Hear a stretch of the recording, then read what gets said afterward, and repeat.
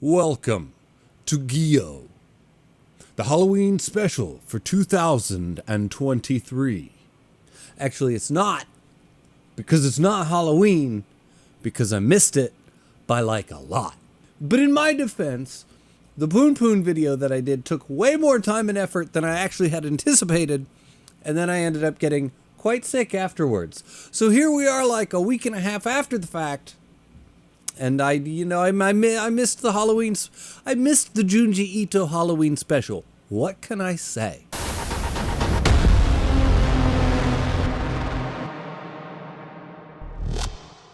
Although it's probably okay that this didn't become some big Halloween special of a video because, spoiler alert, this is an Uzumaki. Anyway, that was loud. Anyway, before we actually discuss the manga, I do want to say thank you to my patrons. I love you all so very much. Now it's time to talk about some fish. With legs. Yeah.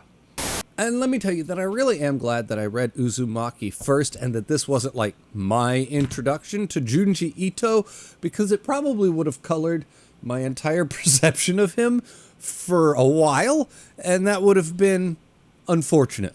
But at the same time, there are some things about it that are kind of similar to Uzumaki in the sense that my relationship with the content of the book as it was going was kind of ever evolving and ever changing, and he kind of keeps you on your toes as to what you're going to get, when you're going to get it, and how you're going to get it. But that's about as far as the comparisons go. Anyway, the first thing that you're going to notice when you start to read this book is that the people are just the worst.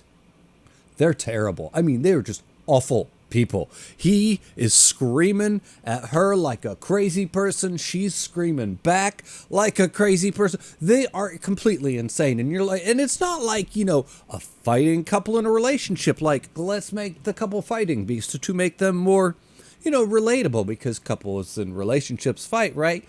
No, it's just they look like crazy people. It's like complete insanity. Nobody should ever act like this. He shouldn't be acting like that. She definitely shouldn't be acting like that. It's insanity. These people are nuts. And then it just goes straight into the silly. And I mean, like, balls to the wall, fish flying with legs and walking around, and all this crazy stuff is happening.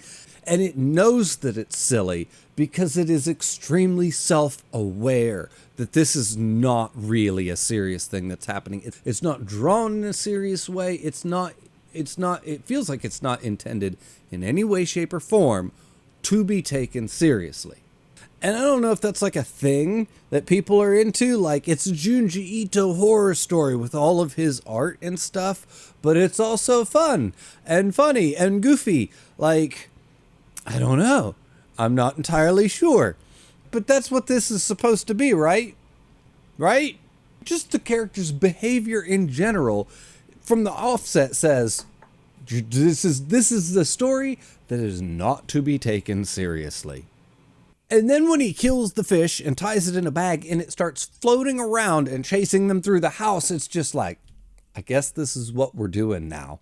And I mean, this just obviously isn't Uzumaki. And I know I hate to keep bringing that up, but like that one, from the jump, from pretty much page one, it felt like tonally that story was intended to be taken quite seriously.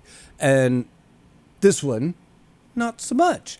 And I mean, but to be fair, you're probably pretty well aware of that going into this, because even if you haven't read this manga, you've probably at least seen the panel of like the shark attack in town and like the shark coming through the bathroom door. So you know that there's going to be some ridiculous aspects to this.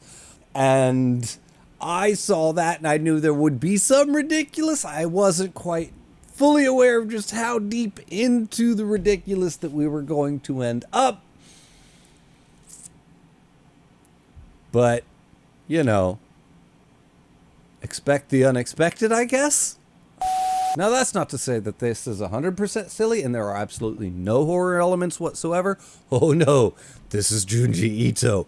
And that's also not to say that inherently mixing comedy and horror has no inherent value to it. I mean, just look at properties like Evil Dead 2 or Slither to know that this is a thing that works for a lot of people. So who am I to say that this is bad? Although I will say that this was not necessarily exactly what I was looking for out of the manga. But if horror comedy is your thing and that's what you're into, this just might be the one for you. And now, speaking of the horror elements in this manga, it leans so heavily into the silly for the first whole section of the manga. By the time you get to the mad scientist character in the story and you actually get to see the mechanism by which all of this is happening, and you actually start to get some like real legit body horror, I was just like, oh, wow. And it starts with the doctor's arm. And this very quickly escalates, starting with the images of the girlfriend and what happens to her as she becomes infected and bloated, and all the way up to the images of what it means for people and when a human ends up trapped in this device. And let me tell you, Junji Ito is not pulling any punches with his art in this one. Using the same level of hyper detail that you kind of come to expect from him in one of these instances, where he's drawing a picture with a very clear intention of having a very visceral impact on the reader, which, by the way, he's just as good at here as ever. Also, the decision that he has made here to show all of the victims of the mechanism completely naked, and the tubes that go into them to make the mechanism run are using existing holes or orifices in the human body instead of like making new ones, because as we know from we saw with the arm, it could punch straight through the skin and make its own holes, you know, like it could come in through the side or something, just punch through your abdomen. But no, it's using existing holes, we'll say, and it just makes it all the more upsetting to look at. And Junji is very well aware of this. This is a decision he has made, and it's just like, dude, what the fuck?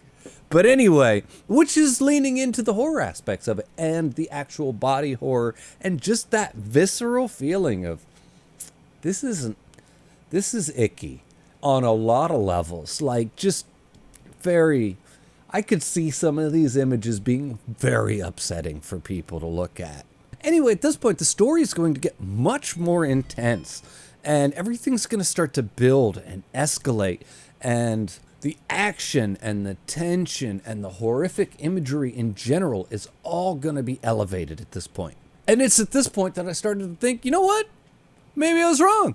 Maybe I judged this manga too quickly and too harshly, just like I did with some of the chapters in Uzumaki. Maybe I should take a step back and be like, hang on. Junji's going to turn this around. He's going to turn this into something I didn't see coming. Let's take a step back. Give this man a chance to work. Because by the time images like this come around, the entire tone of this entire manga has changed. I'm not even sure we're reading the same manga anymore. I mean, wasn't this the manga that had the shark coming through the door and floating bags of fish earlier? And I mean, we live here for a while, and by that I mean in this mode and in this mood, this tone, this tension, this downward spiral of the world as it gets worse and the virus spreads, and it just feels like everything's slowly circling the drain. And it's just, yeah, for several chapters you're just like, dude, the fuck is this shit? This is intense. And just about then, when I've almost completely switched my opinion on everything that I've read and the book as a whole, we get the circus. And all that imagery that has been built up to be so gruesome and so horrifying is now whatever the fuck this is supposed to be. And that was a real bummer for me. And it took all of that tension and all of the mood that this manga was able to accumulate throughout the middle section of it and just sucked it right out of it for me. Just gone. And at least as far as my read through of it was concerned, it never was able to come back. Like, not even a little, to be quite honest. And I don't even think it tried to bring it back. And we pretty much quickly transitioned from here to the doctor guy turning into a blimp and the entire world succumbing to the virus. The end. And it damn near ends that abruptly, too. Like, in the last chapter, one chapter, he like wanders around the desolate remains of what's left of the world. Then he comes across the burning husk of a corpse of his girlfriend. Also, he comes across a group of like 3 other survivors who have realized that they are all immune and that they should probably create a vaccine to save the world from everything that's happened. In one chapter. And then he pretty much, Tadashi's pretty much just like, you know what? You have fun with that. I'll catch up with you later. And he sits down looking out at the chaos that is what's left of the world with his girlfriend's corpse. The end. I mean, it's very abrupt. It is very abrupt how this ends. It's just like chaos, chaos, chaos. Done. The end. Okay, and now, if I'm being honest, from my perspective, from what I wanted out of the story and just a story in general, what I was looking for, this wasn't it, and I didn't appreciate the mixture of the silly and the horror in the way that maybe it was supposed to be appreciated. Like I said, I can see the value in it, and I can see why somebody would embrace this particular story if that was really what they were looking for, or that was just their thing. In general, like I said, think Slither. And as always, his art is just completely on point here. There is absolutely no complaint that you can have about this man's skill with a pen. Let me tell you. But it just didn't work for me. I just wanted something maybe different, something less silly, maybe a little bit more horror, maybe a little bit more poignant, or just more meaningful in general, or something. I don't know. But anyway, I'm going to go ahead and I'm going to give this a 6, which is above average, but not by a lot, you know? Anyway, as always, everybody, the link for my Patreon's in the description below. The link for my Discord's in the description below. Thank you for watching, and I'll see you next time.